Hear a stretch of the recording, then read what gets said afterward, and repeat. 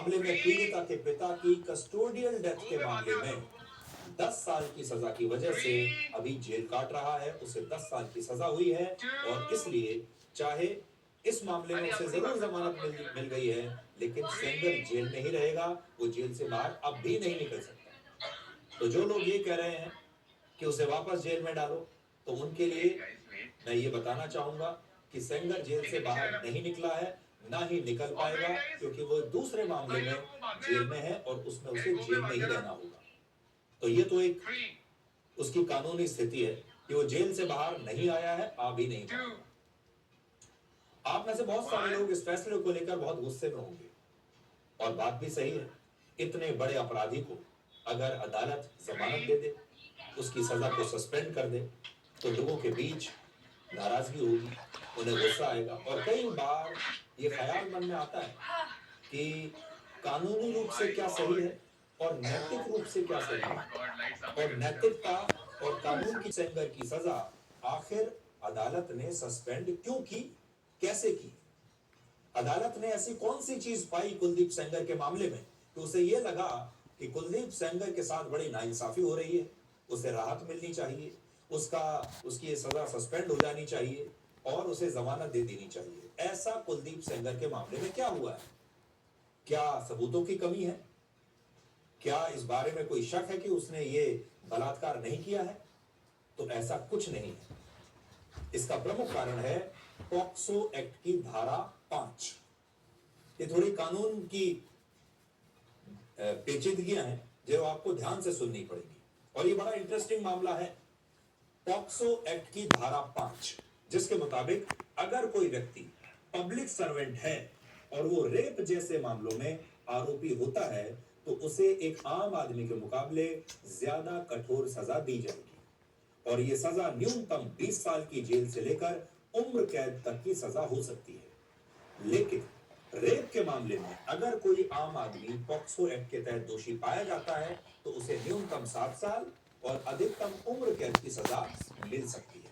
तो यहां आप ये देख लीजिए, अगर पब्लिक सर्वेंट आरोपी पाया जाता है तो उसे ज्यादा सजा होगी, आम आदमी को, सामान्य व्यक्ति को कम सजा होगी।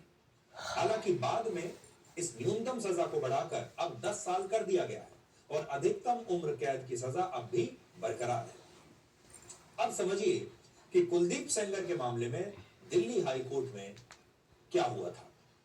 तो अदालत ने पाया कि कानूनी रूप से कुलदीप सिंह सेंगर पब्लिक सर्वेंट नहीं है, इसलिए दिल्ली हाई कोर्ट ने सेंगर की सजा को एक पब्लिक सर्वेंट की तरह नहीं, बल्कि एक आम आदमी की तरह, सामान्य आदमी की तरह देखा और उसे एक सामान्य आदमी की श्रेणी में रखा, पब्लिक सर्वेंट की श्रेणी में नहीं रखा। पॉक्सो एक्ट के तहत एक एमएलए को, यानी एक विधायक को पब्लिक सर्वेंट के तौर पर डिफाइन, परिभाषित नहीं किया गया है। मतलब इसके मुताबिक एक विधायक पब्लिक सर्वेंट नहीं है। इस सुनवाई के दौरान सेंगर के वकीलों ने तर्क दिया कि सिर्फ प्रिवेंशन ऑफ करप्शन एक्ट के तहत ही एक विधायक को पब्लिक सर्वेंट माना गया है। आईपीसी की धारा 21 में यह जरूर बताया गया है कि कौन कौन पब्लिक सर्वेंट की श्रेणी में आते हैं, लेकिन उसमें भी एक विधायक को पब्लिक सर्वेंट की श्रेणी में परिभाषित नहीं किया गया है। सेंगर के वकीलों ने कानून की इसी बारीकी का फायदा उठाया और सेंगर को यह राहत दिलवा दी। ये ध्यान देने वाली बात है कि सेंगर ने ये जो रेप का अपराध है, ये वर्ष 2017 में किया था और पॉक्सो एक्ट को 2019 में इसमें इसे बदला गया था, इसे अपडेट करके इसमें न्यूनतम सजा को बढ़ाकर 10 साल किया गया था। यानी ये अपराध हुआ है 2017 में और इस कानून में संशोधन हुआ है 2019 में, 2 साल के बाद। लेकिन सेंगर का जो अपराध है ये पुराना था, यानी संशोधन से पहले का था, इसलिए पॉक्सो एक्ट के पुराने नियमों के मुताबिक उस पर 7 साल न्यूनतम सजा का नियम ही लागू होता है। अब सेंगर अब तक 7.5 साल से ज्यादा समय जेल में बिता चुका है, जो कि न्यूनतम सजा से ज्यादा है। इसलिए अदालत ने सेंगर की रेप की सजा को सस्पेंड करते हुए उसे जमानत दे दी। जब यह अपराध हुआ था उस समय कुलदीप सिंह सेंगर एक विधायक था। बाद में कुलदीप सिंह सेंगर को बीजेपी ने पार्टी से निष्कासित कर दिया था और सजा होने के बाद उसकी विधानसभा की सदस्यता भी चली गई थी।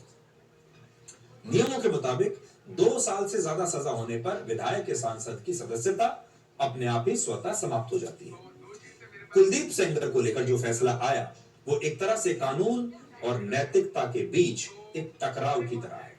देखिए, कानून कुछ कहता है, नियम कुछ कहते हैं, लेकिन नैतिकता कुछ और कहती है। नैतिकता ये कहती है कि हम जानते हैं कि इसने ये रेप किया है, हम जानते हैं कि ये अपराधी है, हम ये भी जानते हैं कि अगर ये जेल से बाहर आया तो ये उस परिवार को छोड़ेगा नहीं। इस केस में जो लोग शामिल हैं उनकी जान खतरे में आ सकती है, लेकिन तब भी कानून नियमों के हिसाब से चलता है। और इसीलिए तो कई बार कहते हैं कि कानून की आंखों पर पट्टी बंधी होती है, वो सिर्फ सबूत देखता है, नैतिकता और भावनाएं नहीं। कानून की नजर में सेंगर की सजा को सस्पेंड किया जा सकता था और इसी आधार पर यह फैसला लिया गया, लेकिन नैतिक रूप से सेंगर जैसे लोगों को कभी भी किसी भी प्रकार की माफी नहीं मिलनी चाहिए। हमारे देश में अक्सर कहा जाता है कि कानून अंधा होता है, यानी कानून फैसला सुनाते वक्त सिर्फ सबूत देखता है, वो पद, पैसा या पावर नहीं देखता, ना भावनाएं देखता है। कानून की सोच ये भी है कि भले ही 100 दोषी छूट जाए, लेकिन एक बेगुनाह को सजा नहीं मिलनी चाहिए। और इसी सोच और कानून की बारीकियों का कुछ वकील फायदा उठाते हैं। अब आप सोचिए, जो इस प्रकार के पैसे वाले प्रभावशाली अपराधी होते हैं वो बड़े बड़े वकील रखते हैं, उनके पास बड़े बड़े वकीलों की पूरी टीम होती है और ये बड़े और महंगे वकील कानून की हर बारीकी को जानते हैं, इसीलिए तो वो इतने सफल और महंगे वकील होते हैं। और इसी वजह से जिस ट्रायल कोर्ट ने सेंगर को उम्र कैद की सजा दी थी उससे दिल्ली हाई कोर्ट ने सस्पेंड कर दिया, क्योंकि जिस शब्द ने केस का पूरा रुख बदल दिया, एक शब्द है जिसने पूरे केस का रुख बदल दिया और वो है पब्लिक सर्वेंट। और सेंगर के वकीलों ने दिल्ली हाई कोर्ट में यह साबित कर दिया कि सेंगर तो पब्लिक सर्वेंट है ही नहीं, वो एक सामान्य व्यक्ति है और उसकी सजा एक सामान्य व्यक्ति की श्रेणी में आनी चाहिए।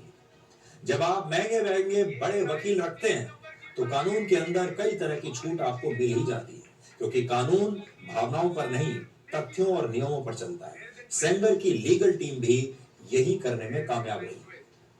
अब देखिए, सेंगर की जो लीगल टीम है वो उसको लीड कौन कर रहे थे? सेंगर को बचाने के लिए उनकी लीगल टीम को लीड कर रहे थे एन हरिहरन, जो सीनियर एडवोकेट हैं। और एन हरिहरन के नेतृत्व में सेंगर के पास 20 वकीलों की एक टीम थी, पूरी बैटरी थी। ये 20 वकीलों की टीम लड़ रही थी उनके लिए।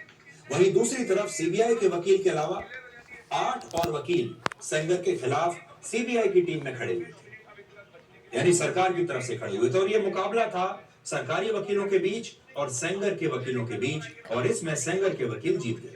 अब सीबीआई जो है, सरकारी वकील जो हैं, वो सुप्रीम कोर्ट में इस फैसले के खिलाफ अपील दायर करेंगे और वो कहेंगे कि सेंगर को ये राहत नहीं मिलनी चाहिए। इसलिए सरकार अब इसमें सुप्रीम कोर्ट जाएगी और दिल्ली हाई कोर्ट के इस आदेश को रद्द कराने की मांग करेगी।